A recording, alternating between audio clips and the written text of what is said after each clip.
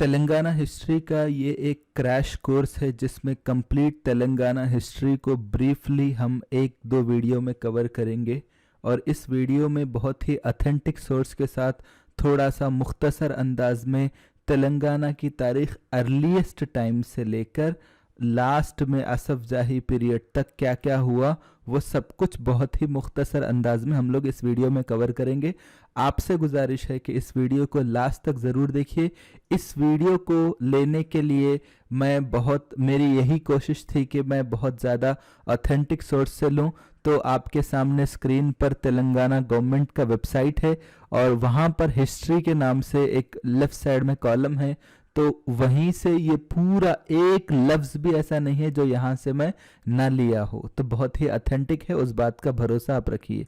अब इस वीडियो की मदद से आपको क्या होगा कि एक कॉन्सेप्चुअल क्लैरिटी आपको मिलेगा कि क्या क्या रहता तेलंगाना हिस्ट्री में, और एक ब्रीफ अंडरस्टैंडिंग होती और एक ओवरव्यू मिलेगा आपको, एक जायजा मिलेगा और आप लिंक कर सकते एक टॉपिक को दूसरे से, यानी अर्लीस्ट टाइम्स से लेके शातवाहनास का टाइम, शातवाहनास के बाद कौन से किंग्स आए और उसके बाद कौन कौन थे और उसके बाद काकतीया का मतलब आपको बीच में बहुत सारे किंग्स की डिनास्टीज है, फिर उसके बाद काकतीया डिनास्टी, फिर उसके बाद किसकी डिनास्टी आई, ये एक दूसरे से राब्ते का आपको मौका मिलेगा। तो ये आप चाहे जेएल के एग्जाम हो, ग्रुप 2 ग्रुप 3 और दूसरे जो भी एग्जाम्स हैं जनरल स्टडीज के, वहां पर आपको मदद मिलेगी। तो let's jump into the subject directly. इससे पहले कुछ सुनने सुनाने से पहले आपसे गुजारिश है कि हम इतनी मेहनत करते आपके लिए free of cost content provide करते, तो प्लीज़ एक बार सब्सक्राइब करिए, इससे हम लोगों को बहुत ज़्यादा हौसला मिलेगा, हम लोगों का बहुत ज़्यादा अप्रिसिएशन होता। तो सबसे पहले आप लोगों को क्रोनोलॉजी समझना बहुत ज़्यादा इम्पॉर्टेंट है। तो यहाँ पे कुछ क्रोनोलॉजी में आपको दिया कि यहाँ पे 4 चीज़ें हैं हिस्ट्री की तकसीम। प्री हिस्ट्री एक पढ़ेंगे हम लोग, फिर प्री शातवाहनास यानी शातवाहनास से पहले का दौर। प्री हिस्ट्री मतलब अब आपको मैं बताऊंगा शातवाहनास, फिर उसके बाद फिर पोस्ट शातवाहनास। तो प्री हिस्ट्री क्या है, जैसा मैं आपको बता रहा हूं कि अभी हम लोग 2023 के साल में हैं, तो ये जो रहता 2023 ये जो है सीई है ये, ठीक है, इसको एडी भी बोल सकते हैं आप, लेकिन इसका आगाज जो हुआ वो यहां से हुआ था, यानी 2023 आज है, तो 2022 साल पहले अगर हम जाएंगे तो हमारे कैलेंडर का पॉइंट यहां पे आएगा, ठीक है।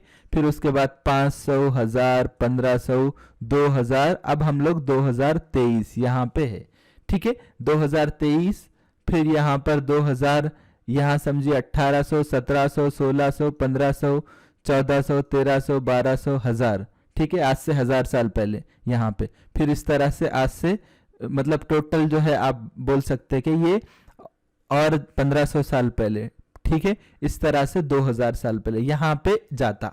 तो यहाँ से जो कुछ होता ये एडी ये सीई है, ठीक है, ये जो रेड लाइन है यहाँ से जो कुछ है अभी हमारा कैलेंडर चल रहा।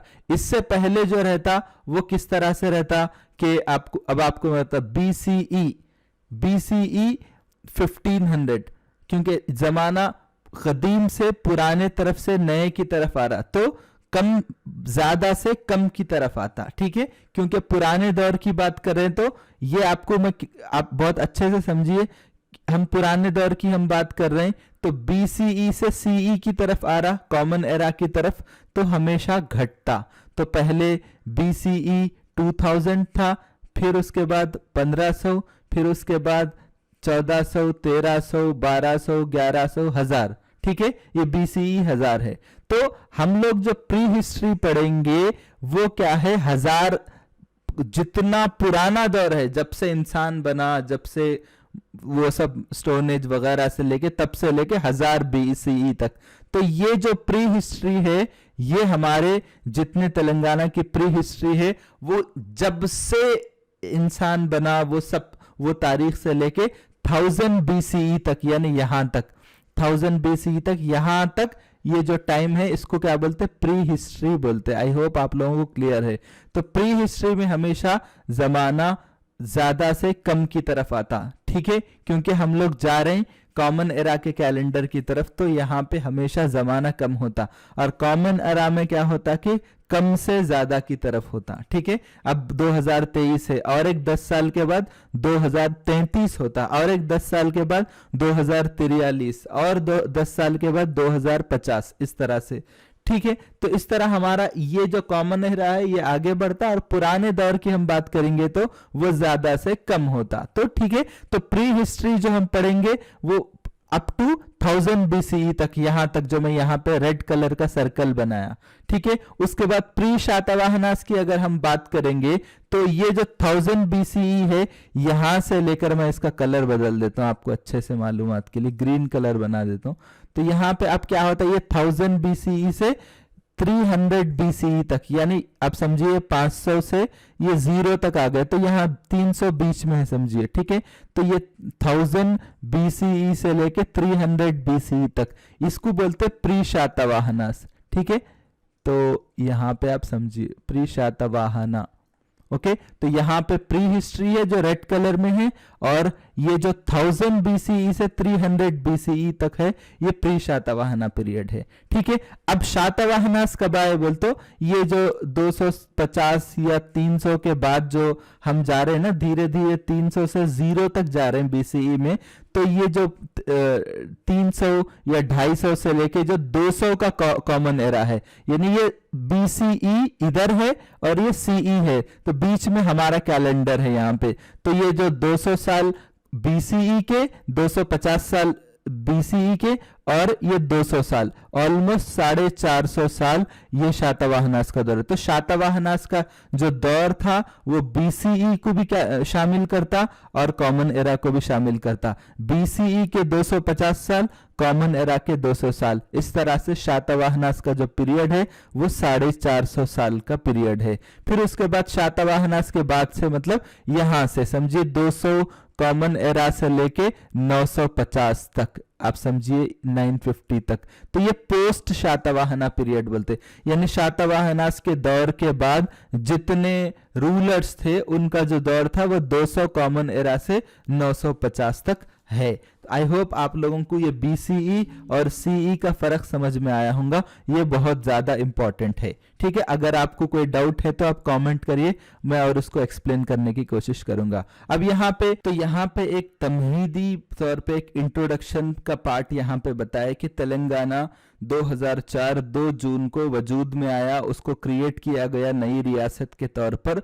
कैसा, जब ये बनाया गया तो ये 29th स्टेट बनकर उभरा था और ये यंगेस्ट इंडियन स्टेट है। लेकिन अगर इकोनॉमिकली देखा जाए, सोशली देखा जाए, कल्चरली देखा जाए और हिस्टोरिकली देखा जाए तो तेलंगाना की तारीख 2500 साल पुरानी है।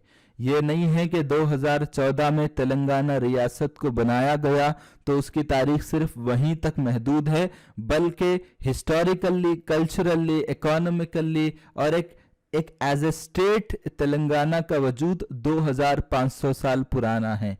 तो अब आप तो बोल दिए इतना बड़ा स्टेटमेंट, इसका सबूत क्या है? ये भी उसी वेबसाइट में मौजूद है कि मेगालिथिक स्टोन्स, आपको मालूम है कि जैसा कि केन्स रहते जिसको बोलते पत्थरों का टीला जो बतौर यादगार निशान लगाते, या फिर सिस्ट्स बोलते बर्तनों का जो संदूक रहता, इसी तरह डॉलमेंट्स रहते जो कदीम तरस की जो इमारतें रहती, और मैनहेड्स बोलते जो पत्थर की लंबी यादगारें बनाई जाती। ये तेलंगाना के कई डिस्ट्रिक्ट्स में मौजूद है, जो इस बात को साबित करता है, इस बात को एस्टैब्लिश करता है कि इस तेलंगाना की सरजमीन पर हजारों साल से इंसान आबाद था।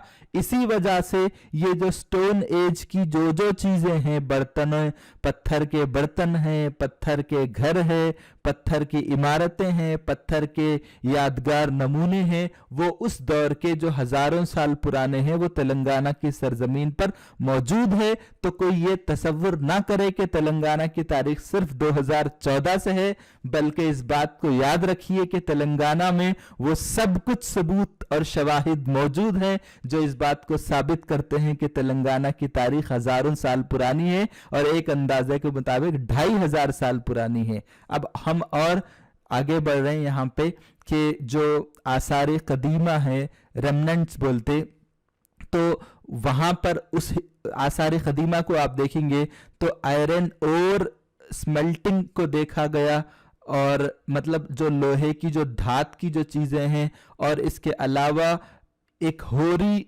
मतलब एक जो लोहे के जो यादगार चीजें हैं, जो आर्टिस्ट जो चीजें लोहे से बनाते, जो उसके बाद जो पत्थर के बाद जो लोहे के चीजों के अशिया के इस्तेमाल का दौर था, लोहे के चीजों के इस्तेमाल का दौर था, वो सब जो आर्टिस्ट्स जो लोहे के धात से बनाते थे, आयरन ओर जिसको बोलते, वो भी तेलंगाना में मौजूद है, जो इस बात को साबित करते हैं कि ये 2500-2000 साल पुराने चीजें हैं, वो तेलंगाना में मौजूद हैं। तो ये और एक चीज यहाँ पे ये है कि अस्मका जानपदा, अगर आप देखेंगे जानपदास, तो अस्मका जानपदा ये मौजूदा तेलंगाना का ही हिस्सा है, जो कि ये अस्मका जानपदा क्या है, जो एंशियंट इंडिया के जो 16 जानपदास का जिक्र किया गया, उसमें से अस्मका जानपदा जो है तेलंगाना से ताल्लुक रखता, जो ये बात साबित करता कि जो तेलंगाना में एक एडवांस स्टेज ऑफ सोसाइटी है, जो समाज का एक तरक्की याफ्ता जो सोसाइटी है, जो मुआशरा है, वो तेलंगाना में पहले दौर से ही मौजूद था। अब हम और आगे बढ़ रहे हैं, यहाँ पे और एक चीज है, और एक सबूत के तौर पे बता रहे कि बुद्धा है, गौतम बुद्धा, उनके कई शागिर्द हैं, उनके 5 बड़े शागिर्द बहुत ज्यादा मशहूर हैं। उनको क्या बोलते? डिसाइपल्स बोलते। शागिर्द जो रहते, जो मजहबी इल्म हासिल करते, उनको डिसाइपल्स बोलते। तो उन 5 शागिर्दों में एक शागिर्द है जिनका नाम है कोंडन्ना, ठीक है। उनके बारे में ये कहा जाता कि उनका ताल्लुक तेलंगाना से है। तो गौतम बुद्धा के जो 5 शागिर्द हैं, उनमें से एक शागिर्द का नाम कोंडन्ना है और उनका ताल्लुक तेलंगाना में है। लेकिन ये एग्जैक्ट इंफॉर्मेशन नहीं है कि उन्होंने किस डिस्ट्रिक्ट से या किस जगह से उनका नेटिव प्लेस है, लेकिन ये बात बताया जाता कि मेदक डिस्ट्रिक्ट के कोंडापुर से उनका ताल्लुक है। जो कोंडन्ना उनका जो नाम है, वो ये जो मेदक का जो कोंडापुर है, ये कोंडन्ना जो गौतम बुद्धा के शागिर्द है, उनकी निस्बत से ये नाम रखा गया। और गौतम बुद्धा खुद इस बात को एक्नॉलेज करे थे कि ये कोंडन्ना ही थे जो उनके इल्म को उनको समझे थे, प्रॉपरली उनको समझे थे, ठीक है, बाकी कोई नहीं समझे। 5 शागिर्दों में एक ऐसे शागिर्द है जो गौतम बुद्धा के बहुत खास है और उनको बहुत अच्छे से समझे थे, उनके अलावा कोई उतना नॉलेज गौतम बुद्धा से हासिल नहीं करा था। अब यहाँ पे और एक चीज यहाँ पे ये है कि जो बुद्धिस्ट सोर्सेस रहते, जैसा कि एक ब्राह्मण है जिनका नाम है बावरी, ठीक है, एक ब्राह्मण है जिनका नाम बावरी है। तो उन यहाँ पे ब्राह्मण का मतलब बुद्धिस्ट ब्राह्मण की बात हो रही, जो मॉन्क रहते, तो उन्होंने जो है करीम नगर के बदना कुर्ती से उनका ताल्लुक है। तो उन्होंने जो है अपने जितने शागिर्द हैं, जो बावरी है, जो गौतम बुद्धा के मॉन्क है, उन्होंने जो है पूरे नॉर्थ इंडिया में अपने शागिर्दों को भेजे थे। कौन? बावरी। कई के वास्ते बुद्धिज्म सीखने के वास्ते, और इस मजहब मतलब इस उनका जो मैसेज है वो नॉर्थ इंडिया में फैलाने के लिए। तो ये बात भी, ये जो बावरी है, इनका भी ताल्लुक तेलंगाना के करीम नगर से है। तो एक ग्रीक ट्रैवलर हैं जिनका नाम है मेगास्थनीस। इन्होंने 4th सेंचुरी BCE में इंडिया का दौरा किया था और उन्होंने लिखे थे कि 30 फोर्टिफाइड टाउन्स हैं आंध्रा के, ऐसा उन्होंने अपनी किताब में लिखे थे। तो उन्होंने आंध्रा बोले थे, लेकिन वो असल में जो रीजन है वो तेलंगाना है। तो मेजॉरिटी ऑफ देम वर इन तेलंगाना। तो जो 30 जो फोर्टिफाइड टाउन्स है, फोर्टिफाइड मतलब चारों तरफ से दीवार रहता, ऐसे टाउन्स छोटे छोटे रहते थे उस दौर में टाउन्स, तो चारों तरफ से उसके बड़े बड़े दीवार रहते, उनको डिफेंसिव वॉल्स बोलते थे, लोगों को महफूज रखने के लिए बैरूनी हमलों से। तो इस तरह से उन्होंने ये बताया था कि आंध्रा के 30 फोर्टिफाइड टाउन्स हैं, तो वो टाउन्स में ज्यादा से ज्यादा टाउन्स जो है तेलंगाना के ही हैं। तो इस तरह से एक फॉरेन राइटर के किताब से भी हम लोगों को सबूत मिल गया।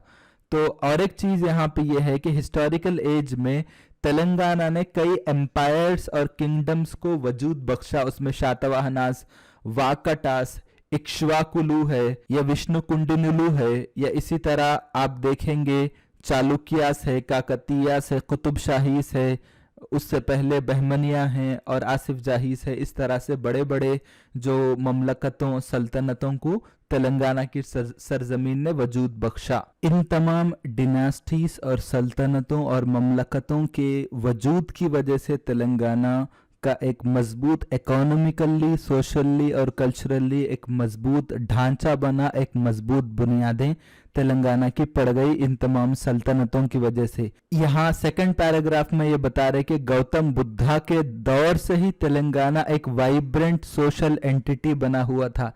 वाइब्रेंट सोशल एंटिटी बोल तो अपने आप में एक समाजी ढांचे के तौर पे उस वक्त से ही मौजूद था, और 1000 उनके दौर के 1000 साल के बाद तक भी जो है तेलंगाना उस वाइब्रेंट सोशल एंटिटी के तौर पर कंटिन्यू रहा। तो यहाँ पर एक वर्ड यूज हुआ, आपको मैं यहाँ पे बता रहा हूँ, ऑब्फस्केट। ऑब्फस्केट का मतलब आंध्रा के रूलर्स ने हमेशा तेलंगाना की तारीख को और तेलंगाना की अजमत को बताने के जो भी आसार और नमूने थे उनको तारीख करने की, उनको मिटाने की कोशिश की थी, लेकिन तेलंगाना ने हमेशा अपनी अजमत को बहाल रखा और अपने शान और शौकत को हमेशा अपनी जगह पर कायम रखा। वही बात यहाँ पे बता रही। तो ऑफिशियल लेवल पे तेलंगाना के हिस्ट्री को मिटाने की, एरेज करने की, इग्नोर करने की, या फिर उसको बिलिटिल यानी कदर कीमत घटाने की कोशिश की गई, लेकिन उसके बावजूद तेलंगाना की शान और अजमत हमेशा से ऊंची और बुलंद रही। लेकिन यहाँ पे एक बात बता रहे हैं कि 1956 से लेके 2014 तक तेलंगाना की तारीख पे कोई ज्यादा काम नहीं किया गया, लेकिन तेलंगाना बनने के बाद और उससे पहले जो निजाम का दौर था उस दौर में बहुत बड़े पैमाने पर काम हुआ है। तो अब यहाँ पर प्री हिस्ट्री को हम पढ़ेंगे। प्री हिस्ट्री के बारे में तो हम लोग इससे पहले मैं यहाँ पे आपको क्रोनोलॉजी में बताया था। प्री हिस्ट्री का मतलब जब से इंसान बना तब से लेकर 1000 BCE तक। तो यहाँ पे आप देख सकते कि यहाँ से लेके 1000 BCE, मैं इसका कलर एक और बार आपकी सहूलत के लिए चेंज कर दूंगा, यहाँ से लेके 1000 BCE तक, यहाँ तक ये जो दौर है प्री हिस्ट्री का दौर, यानी जब से इंसानी तारीख है तब से लेके 1000 BCE यानी मौजूदा कैलेंडर से 1000 साल पहले तक, और आज से 3000 साल पहले की बात बोल सकते हैं आप, क्योंकि 2023 चल रहा, उससे पहले 1000 ईयर्स। तो गवर्नमेंट की वेबसाइट में ये क्लैरिफिकेशन मौजूद है कि 56 के बाद तो कोई काम नहीं हुआ, क्योंकि 56 में तेलंगाना को आंध्रा के साथ मिला दिए थे, इसलिए कोई ज्यादा काम नहीं हुआ। हुआ कब था बोले तो निजाम के दौर में जो आर्कियोलॉजिकल डिपार्टमेंट है, जो महकमा आसार कदीमा को कायम किया गया, तो उस डिपार्टमेंट ने सबसे ज्यादा काम किया। तो ये हमारे लिए फख्र की बात है कि तेलंगाना की तारीख पे अगर ऑफिशियल लेवल पे कोई बड़ा काम हुआ तो वो भी निजाम के दौर में हुआ था। 1956 से लेके 2014 तक कोई बड़ा काम नहीं हुआ था। जो कुछ हुआ था वो निजाम की मेहनत से, निजाम की सोच से जो आर्कियोलॉजिकल डिपार्टमेंट को कायम किया गया था, इसी डिपार्टमेंट ने तेलंगाना की तारीख पे सबसे ज्यादा काम किया। तो वो ये बात गवर्नमेंट की वेबसाइट में है।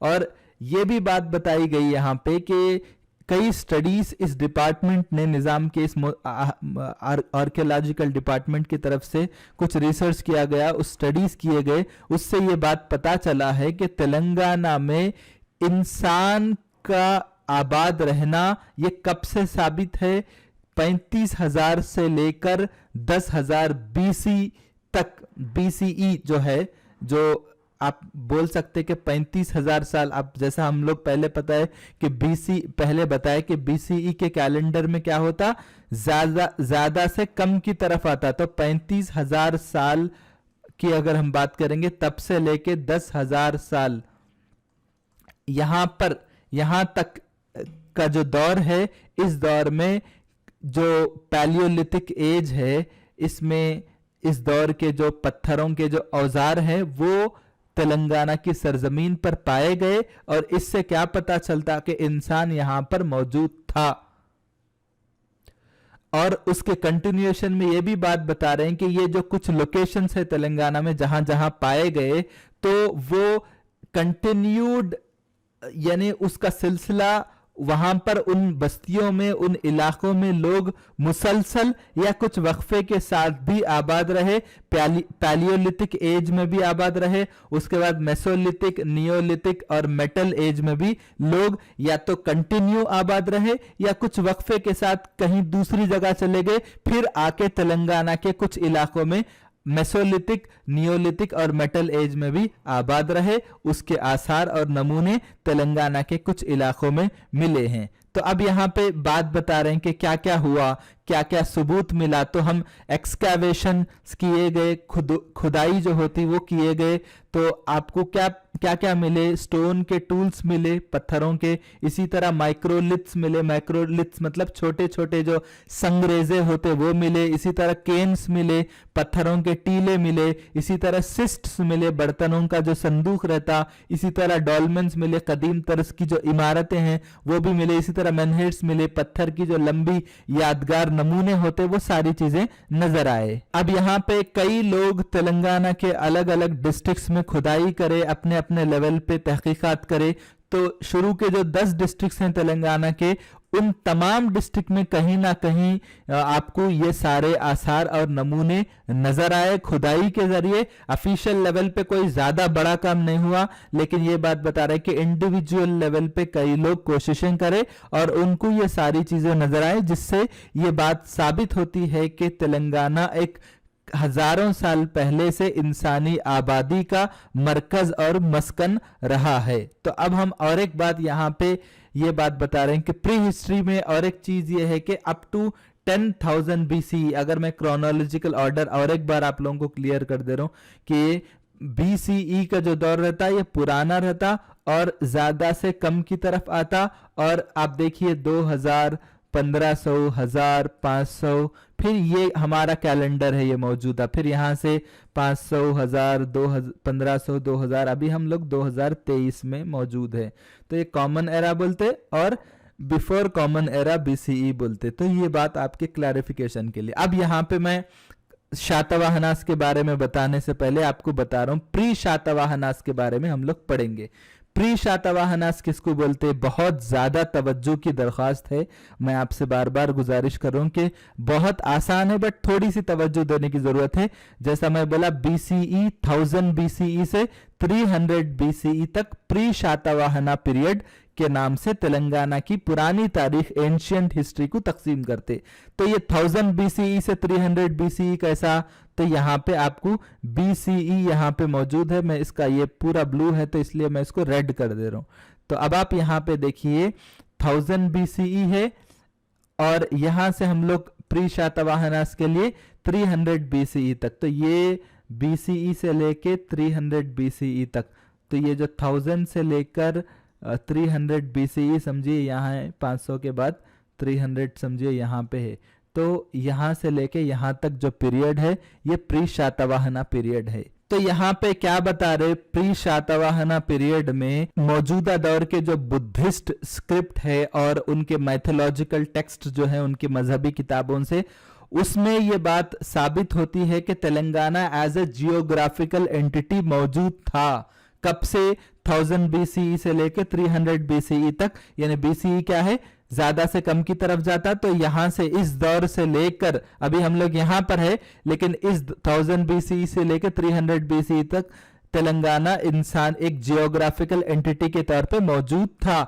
तो इसमें कुछ रिसर्चर्स हैं तेलंगाना के, जैसा Thakur Raja Ram Singh, BN Shastri, doctor D Raja Reddy, ये लोग बहुत बड़े लेवल पर इसमें रिसर्च करे थे।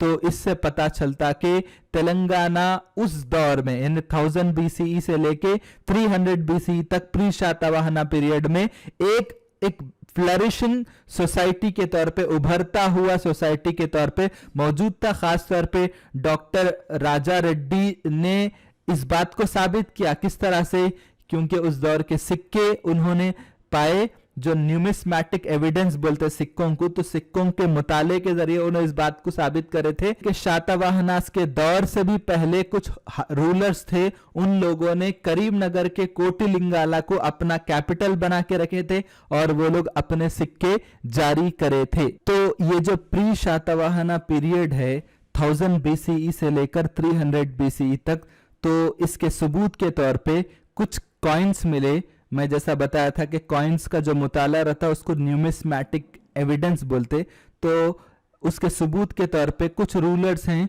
प्री शातवाहना पीरियड के, जिनके नाम हैं गोबदा, नाराना, कामवाया, समगोपा, और इसके अलावा और 2 रूलर्स हैं, उनके सिक्के मिले हैं। ठीक है, खुदाई के दौरान ये सिक्के नजर आए। और ये सिक्के किस तरह के सिक्के हैं?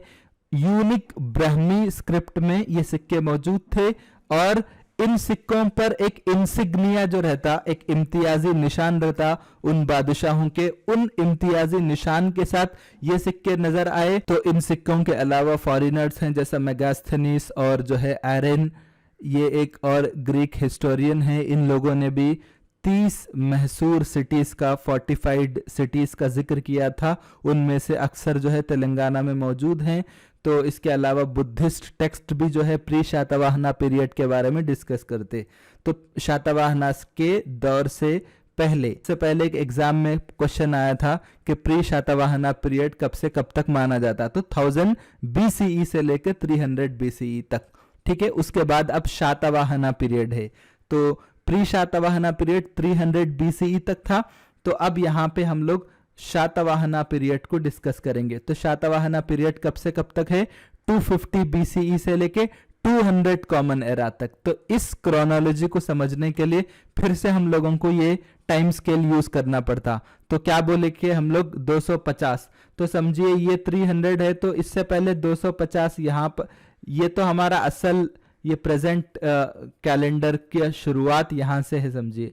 ठीक है, तो 250 यहां से आप मान लीजिए 250, एक मर्तबा 1 सेकेंड, 250, फिर ये नॉर्मल कैलेंडर तक 250 साल गुजर गए, फिर उसके बाद 200 साल और।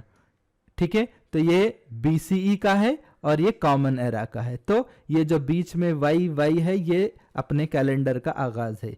तो ये 250 साल पुराने और नए जो है 200 साल, टोटल 450 साल का दौर है। तो एक और बार यहां से मैं बता रहा हूं, यहां से लेके यहां तक, तो शातवाहनास का एक ऐसा दौर है जो दौरे कदीम को, BCE को और CE को, दोनों को, बिफोर कॉमन एरा या बिफोर क्रिश्चियन एरा और ये क्रिश्चियन एरा, तो इस कैलेंडर से लेके उस कैलेंडर दोनों को शामिल करने वाला जो दौर है वो शातवाहनास का दौर है। तो यहाँ पे आप देख सकते 250 से लेके 200 कॉमन एरा तक। तो इंडियन लेवल पे हम मौर्यन एम्पायर की बात करेंगे। तो मौर्यन एम्पायर के जवाल के बाद 3rd सेंचुरी BCE में, ठीक है, यानी यही 250 BCE या BC या BCE दोनों बोल सकते हैं आप, तो उस दौर से लेके एक नया हिंदुस्तान की सरजमीन पर एक बहुत बड़ी सल्तनत बोल सकते हैं आप कायम हुई, जो कि शातवाहनास के नाम से है। तो ये जो इलाका है ये साउथ का इलाका है। तो शातवाहनास का जो अर्लीस्ट कैपिटल था वो कोटिलिंगाला है। तो कोटिलिंगाला पुराने करीमनगर में और मौजूदा जगतियाल में मौजूद है। तो शातवाहनास का कैपिटल पहले कोटिलिंगाला है, जो कि अभी तेलंगाना के जगतियाल डिस्ट्रिक्ट में मौजूद है। ऐसा भी सवाल पूछा जा सकता, तो पहले का करीमनगर था और अब का जगतियाल है। तो उसके बाद वो लोग कोटिलिंगाला से अपने कैपिटल को शिफ्ट करे, जैसा पैथान शिफ्ट करे थे, और उसके बाद ये लोग अमरावती शिफ्ट करे थे, जो कि इस वक्त जो है पलनाडु डिस्ट्रिक्ट ऑफ आंध्र प्रदेश में मौजूद है।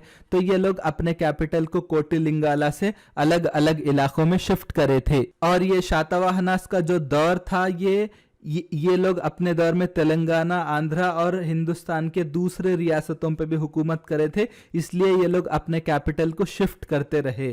तो कोटिलिंगाला के बाद ये लोग कोस्टल आंध्रा भी गए, वहाँ मतलब आपको मालूम है कि साहिली इलाकों की अपनी तिजारती एतबार से अहमियत रहती, तो इसलिए वहाँ पर ये लोग शिफ्ट कर दिए। तो इसके कुछ सबूत हैं हमारे पास। क्योंकि एविडेंस भी ज़रूरी है हिस्ट्री के लिए। तो शातवाहनास के किंग्स हैं, जैसा कि सीमुखा है, शातकर्णी 1 है, शातकर्णी 2 है, वशिष्ठपुत्र पुलोमावी है, इसी तरह वशिष्ठपुत्र शातकर्णी है ये, और उसके अलावा कुछ रूलर्स के सिक्के यहाँ पर मिले हैं। तो ये जो सिक्कों के जरिए जो सबूत मिलता या सिक्कों के जरिए जो सोर्सेस रहते हैं उसको बोलते हैं न्यूमिस्मैटिक सोर्सेस बोलते। इसी तरह और भी है, जैसा एपिग्राफिक सोर्सेस भी हैं जिसको बोलते हैं हम उर्दू में कतबा या लौह, जो कतबे लगाए जाते, उनके एविडेंस भी मिले हैं शातवाहनास के। कहाँ पर मिले हैं? ये जो इलाके हैं तेलंगाना के, आंध्रा के और भी कुछ इलाकों में, तो वहां पर ये पूरे कतबे नजर आए हैं। तो शातवाहनास के दौर में ये एविडेंस के अलावा उनके कुछ और भी हैं। लिटरेचर के एतबार से एक बहुत बड़ी किताब बोल सकते हैं आप, घटा सप्तपथी, ये बहुत ज़्यादा मशहूर है।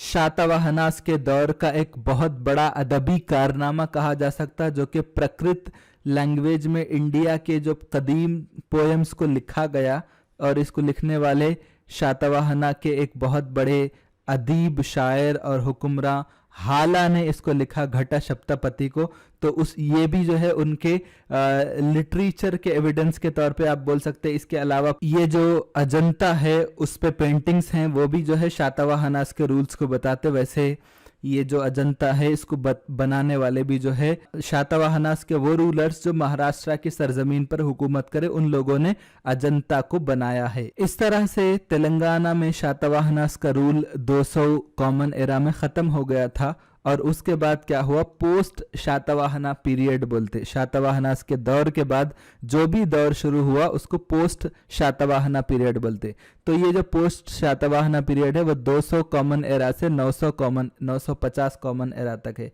तो एक बार हम लोग टाइम स्केल पे अगर हम देखेंगे तो ये जो 200 कॉमन एरा है, अभी तो यहाँ पे हम इस कैलेंडर में है, ये वाई के बाद, तो ये 200 से लेकर 950 मतलब इतना जो दौर है, ये दौर तक का जो दौर है ये पोस्ट शातवाहना पीरियड कहा जाता। तो शातवाहनास का जो दौर था वो कॉमन एरा के तीसरी सदी में इनका दौर खत्म हो गया। ठीक है, कोई बोलते 200 सीई बोलते, कोई बोलते 250 सीई। तो बहरहाल वो तीसरी सदी में इनका दौर खत्म हो गया। उसके बाद क्या हो गया कि तेलुगु स्पीकिंग एरियाज जो थे, जैसा कि आंध्रा और तेलंगाना के, वो छोटे छोटे रूलर्स जो है अपने अपने इलाकों को बांट लिए, और छोटे छोटे रूलर्स अपने अपने लेवल पे तेलुगु रियासतों में हुकूमत करने लगे। कब तक? काकतीयास के दौर तक यही हाल था कि स्मॉल रूलर्स जो है अपने अपने इलाकों में जो है हुकूमत कर रहे थे। तो ये जो 6 या 7 सदियों का अरसा रहता है, ये 200 कॉमन एरा से लेकर 950 कॉमन एरा तक, ये कब तक था? काकतीयास के दौर तक ये लोग जो है टुकड़े टुकड़ों में बटे हुए थे। उसके बाद ये जो मेन स्ट्रीम आंध्रा के हिस्टोरियंस है वो लोग क्या बोलते हैं कि तेलंगाना की हिस्ट्री का ये डार्क पीरियड है। लेकिन इसके बावजूद जो रिसर्च किया गया उससे पता चलता कि शातवाहनास के दौर के बाद तेलंगाना में इक्ष्वाकुलु, उसके बाद वाकाटाकुलु, और उसके बाद विष्णु कुंडिनुलु, मैं तेलुगु के हिसाब से बोल रहा हूँ, उसके बाद बादामी चालुक्यास, फिर उसके बाद राष्ट्रकूटास, यहाँ पे आपको दिख रहा है देखिए, बादामी चालुक्यास, राष्ट्रकूटास, और उसके बाद वेमुलवाड़ा चालुक्यास, कल्याणु चालुक्यास, मुदिगोंडा चालुक्यास, और उसके बाद कंदूरी चोड़ास, पोलवासा डिनास्टी, ये सारे लोग हुकूमत करे थे। मगर जो भी इंफॉर्मेशन है वो बहुत लिमिटेड है। आप मेरे पुराने वीडियोस में आप देख सकते हैं, अगर डिटेल में एक एक डिनास्टी के बारे में पढ़ना चाहें तो आप मेरे पुराने वीडियोस देख सकते।